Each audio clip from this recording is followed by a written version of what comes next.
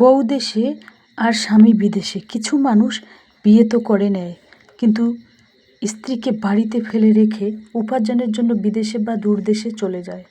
মাসের পর মাস, বছরের পর বছর তারা বাড়ি ফেরে না। কিন্তু একটা প্রশ্ন থেকেই যায়, যদি তোমাকে বাড়ির বাইরে থাকতে হয় তবে বিয়ে কেন করলে, আর কিসের জন্যই বা করলে? একটা মেয়ে শুধু ঘর ঝাড়ু দেওয়া, বাসন মাজা, রান্না করা কিংবা বাড়ির লোকের কথা শোনার জন্য জন্মায়নি। তারও তো নিজস্ব কিছু ইচ্ছে আছে, প্রয়োজন আছে, তারও তো স্বপ্ন আছে। গ্রামের মধ্যবিত্ত ঘরের গৃহিণী হয়ে সংসার খরচ থেকে কিভাবে টাকা বাঁচিয়ে 1.5 লাখ টাকার সোনার উপর জমালাম, মানি সেভিং টিপস। তো নতুন দিনে নতুন আরেকটি ব্লগ ভিডিও নিয়ে হাজির আমি আপনাদের মাঝে শাবানা, ভারতের ছোট্ট একটা গ্রাম শীতলকুচি জেলা থেকে বলছি। তো welcome back to my channel. আসসালামু আলাইকুম। তোমরা সবাই কেমন আছো? আমি আশা করি তোমরা সকলেই ভালো আছো। আলহামদুলিল্লাহ আমিও ভালো আছি, আর আমার পরিবার পরিজনদের নিয়ে আলহামদুলিল্লাহ আমি ভালোই আছি। আর আমার প্রাণপ্রিয় কলিজা আপু ভাইয়েরা, তোমরা সবাই কেমন আছো? আমি আশা করি তোমরা সকলেই ভালো আছো। তো বরাবরের মতো না, ব্লগটা আমি সন্ধ্যা থেকেই শুরু করে দিলাম। এখানে সন্ধ্যার ব্লগ, সকালের ব্লগ, দুপুরের ব্লগ, মানে যতটুকু ব্লগ পাই না কেন এখানে একসাথে এডিট করে ছাড়ি। তো আমার ব্লগ কিন্তু প্রত্যেক দিনই বিকাল 4টায় আসে। আর আমার ব্লগের কোনো না কোনো অংশ ভালো লাগলে সাবস্ক্রাইব করে পাশে থাকবেন। তো চলো ব্লগটা দেখতেই থাকো, আশা করি খুবই ভালোই লাগবে। মধ্যবিত্ত ঘরের গৃহিণী, গ্রামের মধ্যবিত্ত ঘরের গৃহিণী হয়ে সংসার খরচ থেকে কিভাবে টাকা বাঁচিয়ে 1.5 লাখ টাকার সোনা রূপা জমালাম, মানি সেভিং টিপস।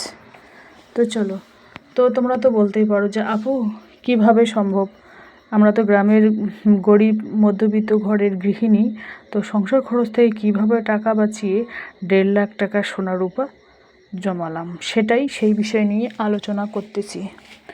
সংসার খরচ আমার কিন্তু প্রত্যেকটা ব্লকের মধ্যে কিন্তু কিভাবে টাকা সঞ্চয় করবে, সেভিং করবে, কিভাবে ইনকাম করবে, এইগুলোই কিন্তু আমি ব্লগ শেয়ার করি। কারণ এগুলো আমি জানি না তোমাদের কীরকম লাগে, আমার কিন্তু খুবই ভালোই লাগে।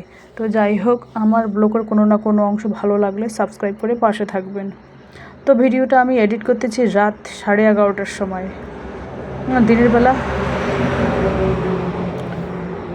দিনের বেলা কোনো মানে টাইম পাই না। এই যে দেখুন, ট্রাক যাচ্ছে। আমাদের বাড়ি যেহেতু মেইন রোডের পাশেই, তো ট্রাকের শব্দ হলে আসলে খুবই শব্দ হয়, ভিডিও এডিট করতে খুবই কষ্ট হয়। তো অ্যাডজাস্ট করে নাও, কোনো সমস্যা নাই। তো যাই হোক, যেভাবে গ্রামের গৃহিণী হয়ে সংসার খরচ থেকে মানে টাকা বাঁচিয়ে, মানে কিভাবে সংসার খরচ থেকে টাকা বাঁচাবো সেই বিষয় নিয়ে তোমাদের কাছে আলোচনা করতেছি। দেখুন, সংসার খরচের টাকা প্রত্যেক পুরুষই দেয়, কিন্তু এখন দেখি 100-র মধ্যে 99% পুরুষরাই কিন্তু সংসার খরচের টাকা তার ওয়াইফের হাতে তুলে দেয়। তারা কিন্তু বিদেশে বা দূর দেশে থাকে। তো যাই হোক, তুলে দেয়, যে কোনো একটা অ্যামাউন্ট তুলে দেয়, কম হোক বেশি হোক একটা অ্যামাউন্ট তুলে দেয়। কিন্তু সেই বুদ্ধিটা আমাদের গৃহিণীদের খাটাতে হবে। কারণ পুরুষরা তো ওদের ইচ্ছে, তো ওরা তো ইনকাম করে খুব কষ্ট করে ইনকাম করে, কিন্তু আমাদের সেই দিক দিয়ে খেয়াল রেখে সংসারটাকে ম্যানেজ করতে হবে। মানে কিভাবে, মানে কত টাকা কিভাবে খরচ করব, কোথায় ইনভেস্ট করব, কি খরচ করব, কি আছে ঘরে, মুদিখানার বাজার কতটুকু আছে, সবজি বাজার আছে কি না, যে আজকে কোনো বিয়ে বাড়িতে খেলাম, কোনো অনুষ্ঠান বাড়িতে খেলাম, রান্না করা লাগবে না, ওটা একটা টাকা সেভ থাকলো। বা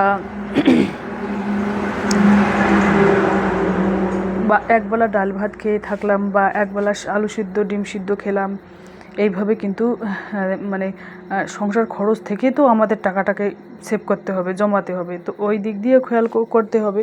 আবার খেতে হবে ভালো, যে এটা না যে তোমাকে না খেয়ে থাকতে হবে, যে খালি আলু সিদ্ধ ডিম সিদ্ধ দিয়ে 3 বেলা খাবো, এটা তো করাই যাবে না। কারণ আজকালকার ছেলেমেয়েরা ওইগুলো তো পছন্দই করে না। আলু সিদ্ধ ডিম সিদ্ধ শাক ভাজা এটা ওটা ওগুলো খেতে পছন্দ করে না ওরা। মাছ মাংস যদি 3 বেলায় হয় আরও ভালো হয়। আমরা কিন্তু বাড়িতে 2 বেলায় মাছ মাংস খাই, 1 বেলা সবজিপাতি দিয়ে খাই। ছেলের তো আলু ভাজা পছন্দ, মেয়ের ডিম পছন্দ না, ছেলেরও ডিম পছন্দ, আমারও ডিম পছন্দ, মেয়ের কিন্তু ব্রয়লার পছন্দ আর মাছ পছন্দ। তো যাই হোক, একজন মানুষ সবার প্রিয় হতে পারে না। আমি কখনো যদি ছেলের পছন্দের রান্না করি তাহলে মেয়ে রাগ হয়, আবার মেয়ের পছন্দের রান্না করলে ছেলে রাগ হয়, আবার দুজনেরই ছেলে মেয়ে দুজনেরই পছন্দের রান্না করলে হাজব্যান্ড রাগ হয়। তো আমি একজন না একজনের সারাদিনের কথা তো আমাকে শুনতেই হবে যে হ্যাঁ আমার জন্য এটা বানাও নাই, তোমার সবজি মজা হয়নি, একজনের তো কথা শুনতেই হবে। তো 1 দিন 2 দিন 3 দিন 4 দিন 5 দিন এভাবে শুনতে শুনতে না মনটা খুব খারাপ হয়। তখন বলি যে না, জবাব দিয়েই দিই। সেদিন যেরকম জবাব দিয়ে দিলাম, ছেলে বলে কি না সবজি ভালো হয়নি, আমি বলি কি আরে সবজি ভালো হয়নি, ভালো রান্না হয়নি, তুমি রান্না করে খাও না, তুমি আমাকে 3 বেলা রান্না করে মাস কা মাস বছর কা বছর খাওয়াও না। দেখুন 3-4টে সবজি রান্না করলে একটা তো ওখান থেকে একটু তো কম বেশি হবে, 19 20 18 এরকম তো হবেই, তাই না? সব সবজি যে একই রকম মজা হবে, একই রকম টেস্ট হবে সেটা তো কোন হাদিসে লেখা আছে? দেখুন, যত মশলাদার খাবার খাবো তত কিন্তু শরীর আমাদের দিন দিন খারাপ হয়ে যাবে, রোগ সৃষ্টি হবে, রোগ বাসা বাঁধবে। সেই জন্য আমাদের সকালের খাবারটা, রাতের খাবারটা একটু হালকা খেতে হবে, আর দুপুরের খাবারটা একেবারে জম্পেশ খেতে হবে। ডাল মাছ মাংস তরি তরকারি সবজিপাতি টক দই সালাদ এই সমস্ত খেতে হবে। আর আমরা কি করি, অল্প একটু একটা দুটো ডিম ভাজলাম, পিস পিস করে নিলাম, ডাল করলাম, শাক ভাজা করলাম, ওইগুলোর কোনো ভিটামিন নেই। এক একজনে 2-3টে ডিম খেতে হবে, 2 পিস 3 পিস মাছ খেতে হবে, মাংস লিমিট 2 পিস 3 পিস মাংস এরকম। তো যাই হোক, সংসার খরচ থেকে কীভাবে জমাবেন সেটা তোমাদের বলেই দিলাম। যেখানে লাগবে 1 কিলো মাংস সেখানে তুমি 500 গ্রাম দিয়ে চালিয়ে দিবে। 1 কিলো মটনের দাম, আমরা যদি 15 দিনও একদিন মটন খাই তাহলে মাসে হচ্ছে 2 দিন, তাহলে 800 টাকা মটনের কেজি হলে 1600 টাকা। তো ওখানে 800 টাকা দিয়ে যদি আমরা মটনটা খাই তো 800 টাকা আমাদের সেভ থাকলো। তো এভাবে হিসাব করতে হবে। আর আরেকটা কথা, সপ্তাহে কিন্তু আমরা 5 দিনই ডিম খাই বাসায়, যেহেতু আমার দেশি মুরগির ডিম আছে, সপ্তাহে কিন্তু 5 দিনই ডিমই খাই, ডিমটাই বেশিরভাগ চলে। আর মাছ মাংস খুবই কম চলে, সপ্তাহে 1 দিন 2 দিন এরকম চলে আর কি। তো দেখুন, ডিমটা হচ্ছে শরীরের একেবারে তাজা, শরীরের পক্ষে উপকার। আর মাছ মাংস বাজার থেকে যে নিয়ে আসলাম ওটা কিন্তু খুবই ক্ষতিকারক, কারণ বরফ দিয়ে রাখা হয় সেই মাছকে। রুই মাছ বলো আর কাতলা মাছ বলো, বড় ধরনের মাছগুলো কিন্তু বরফ দিয়ে রাখা হয়, আর ছোট ধরনের মাছগুলো কিন্তু খাওয়া যায়, ওটা শরীরের পক্ষে খুবই উপকার।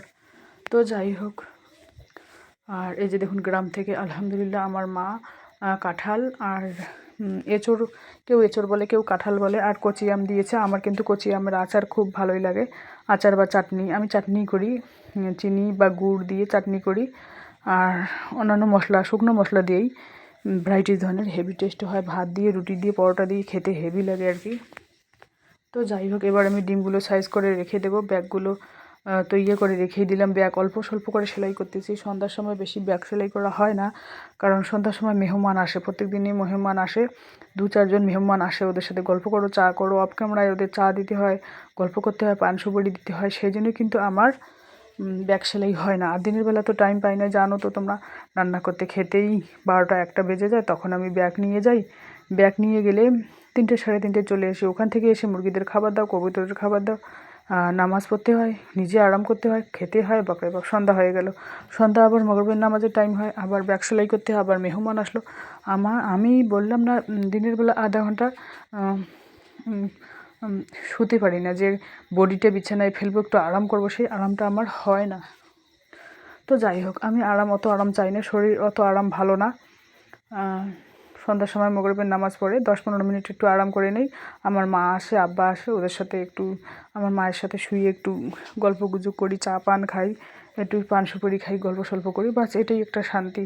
মানুষ কি আসলেই মাছ মাংস দিয়ে ভাত খাইলেই কি শান্তি? এটা না, একটা শান্তির ব্যাপারও আছে।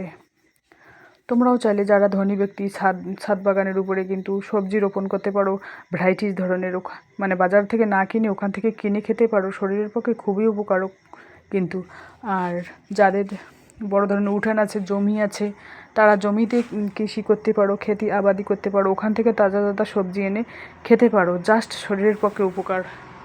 তো আজকে রান্না হচ্ছে কি, এটাকে বলে পাবদা মাছ। এই মাছটাকে বলে পাবদা মাছ। তো দেখা যাক কী কী রান্না করি, তোমাদের কাছে একটু শেয়ার করি। আমি পাবদা মাছটা একটু ঝোল করব, যেহেতু মেয়ে ঝোল